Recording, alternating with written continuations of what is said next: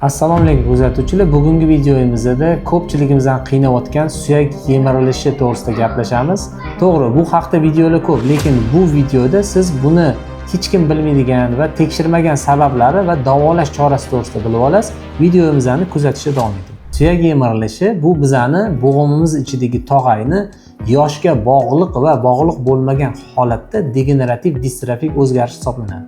Buni o'zimiz xalq tilida tushuntirganda nima? Ya'ni bo'g'im ichidagi tog'ayga oziqa yetishmaydi va oziqa yetishmagandan keyin u mo'rtlashadi va uqalanib, yemirilib chiqishga majbur bo'ladi.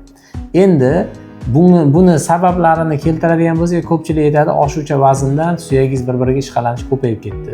Yo'q, men buni u narsaga bog'lamayman, chunki bu holatda insonni tana vazni qancha bo'lsa, miyamiz shu vaznga loyiq bo'lgan mushaklarni insonda hosil qiladi. Ya'ni siz yoshligingizda vazningiz 50 kilo bo'lgan bo'lsa, sizni oyoq atrofingizdagi, ya'ni tizzani misol qilsak, tizza atrofingizdagi muskul sistemasi o'sha 50 kilo vaznni ko'tarishga mos bo'ladi. Endi siz birdaniga hech qachon 100 kilo vaznga ega bo'lmaysiz.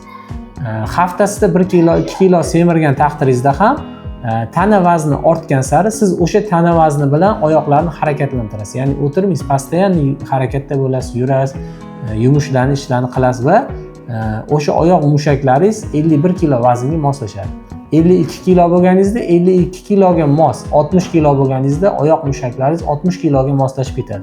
Ya'ni butun tana mushaklaringiz tana vaznini ko'tarish uchun miya orqali buyruq olib o'sadi. Endi biz o'ylaymizki, tana vaznim 150 kilo, men 100 kiloga ossam oyog'imga yengillik bo'ladi. Yo'q, mushak jihatidan agar siz 150 kilo vaznga sekinlik bilan chiqqan bo'lsangiz, siz 150 kilo vazndan qaytsangiz, oyoq mushaklaringiz xuddi shu 100 kilo, 150 kiloga mos bo'lib turgan mushaklaringiz 100 kiloga qarab ozadi. Mushaklar ham tana vazningizga qarab kichrayadi. Endi bu yerda savol tug'iladi. Unda bo'g'imga tushadigan bosim qanaqa ortib ketadi? Bitta javob bor. Oyoq mushaklaringizga keladigan nerv impulslari yetib kelmagani uchun sizni tana vazningiz bo'g'imga nagruzkasi ko'payib ketadi. Ya'ni mushaklar sizni ko'tarmaydi va bo'g'imda bosim ko'payib ketadi.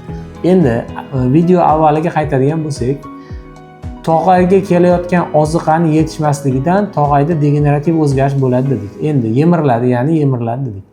Bunga sabab bo'luvchi bitta asosiy faktor bu tog'aylarimizga oziqani olib keladigan qon tomirlarini yaxshi yetib kelmasligi. Bo'g'imimizga, suyaklarimizga yetib keluvchi oziqa mayda qon tomirlar orqali yetib keladi. Ya'ni suyaklarimizga suyak pardasi orqali oziqlanadi, bo'g'imlarimizga bo'g'im atrofidagi mushak paylar orqali shimilib o'tgan ozuqalar bilan oziqlanadi. Endi tog'ayga keladigan oziqa yo'lini to'silib qolishligiga asosiy sabablardan bittasi tizza misol qilsak, tizza bo'g'imimiz atrofida ushlab turuvchi tog'ay va mushaklarni bo'shashib qolishi, ya'ni to'liq kuchda ishlamasligi. Endi mushaklarimiz qanaqa holatda ishlaydi?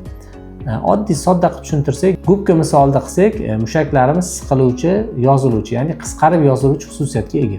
Har qisqarib yozilganda mushaklarimiz ichida qon aylanishi o'zgaradi. Qon va kislorod mushaklarimizga kirib chiqib ketishi oqibatida mushaklar qisqaradi va yoziladi.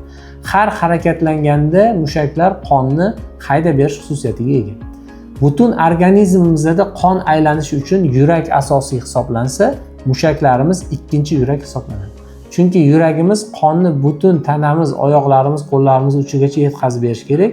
Endi qon tomirlarimizni agar kapillarlarga bo'lib, uni bir-biriga ulab chiqadigan bo'lsak, 40 ming kilometrga yaqin qon tomiri insonda mavjud. Bu bitta yer sharini aylanib chiqadigan darajada uzun tomirlar hisoblanadi. Endi misol qiladigan bo'lsak, yuragimiz buncha masofadagi qon tomiriga qonni yetkazib berish qiyin. Bunda tanamizda 600 taga yaqin mushaklar bor. Shu mushaklarni qisqarib yozilishi orqali yurak qonni butun tanaga haydab beradi, ya'ni bo'g'im suyaklarga ham. Endi oyog'imiz agar yemirilish, suyak yemirilish oyoqda bo'lsa, chanoqda bo'lsa, chanog'imiz atrofidagi muskul sistemasini ishlamasligi bu joyda qon aylanishini buzadi va bo'g'imdagi suyak yemirilishiga olib kelishi mumkin hisoblanadi. Afsuski, bu holatda suyak yemirilib shifokorga murojaat qilsak, hech kim mushaklar sistemasini tekshirmaydi. Uni quvvatlash uchun muolaja qilmagani uchun bo'g'imimizda suyak yemirilishidagi davolanish chorasi, samarasi juda ham past bo'lib ketadi. Endi buni samaradorligini oshirish uchun kinezologiya va pediatriya yo'nalishidagi mutaxassisga murojaat qilib, bo'g'im atrofidagi mushaklar holatini tekshirtirish kerak bo'ladi. Men o'zimning tajribamdan kelib chiqib ayta olaman. Juda ko'p birinchi, ikkinchi, uchinchi daraja suyak qismida, tizi, chanoq qismida yemirilish bilan shikoyat qilib kelgan bemorlarimizda o'sha aynan yemirilgan sohadagi mushaklardagi gipotonus aniqlandi. Bu nima degani? U joydagi mushakni quvvati tana vaznini ko'tarishga loyiq emas. Deylik, 80 kiloli bir bemor bizga murojaat qilgan bo'lsa, u inson bir oyog'ida 80 kiloni ko'targan vaqtida, ya'ni bir oyoq mushaklari 80 kiloni ko'tara olgan paytida tizza bo'g'imiga tushgan nagruzka yengil bo'ladi va suyak yemirilishiga olib kelmaydi. Men u bemorni tekshirgan holatimda bemorda oyoq mushaklari 80 kilo vaznni ko'tarishga mos emasligi aniqlandi. Ya'ni 30-40 kilo vaznni ko'tarishga mos ekan. Endi bu holatda u insonni tizza bo'g'imiga 50 kilo ko'p nagruzka tushayotgani aniqlandi. Bu bemor bilan qisqacha 5-10 daqiqalik muolaja o'tkazish orqali bu bemor mushaklari, paylaridagi tonus o'zgardi va tana vaznini ko'tarishga moyilligi ortgani sababli og'riqlari qoldi va yurganda harakat yengillashishi mavjud bo'ldi. Shundan misol qilib aytishimiz mumkinki, artroz 1-2, 3 darajada tizza atrofidagi mushaklarni tekshirmasdan turib davolash samarasi juda ham past hisoblanadi. Tizzani atrofidagi mushaklarni tonusini tiklash orqali bu muammodan tez qutulish mumkin. Mana shu narsani ko'pchiligimiz bilmaganimiz uchun buni video tariqasida olib chiqib tushuntirishga harakat qildim. Sizda ham xuddi shunaqa suyak yemirilishiga bog'liq muammolar bo'ladigan bo'lsa va tuzalishdan qiynalayotgan bo'lsangiz, ushbu raqamlarga murojaat qiling. Sizni mushak pay sistemangizni pediatriya yo'nalishi orqali tekshirib, unga tabiiy va dori-darmonsiz yechim beramiz. Savollaringizni izohlarda qoldiring, like bosib, obuna bo'lishni unutmang.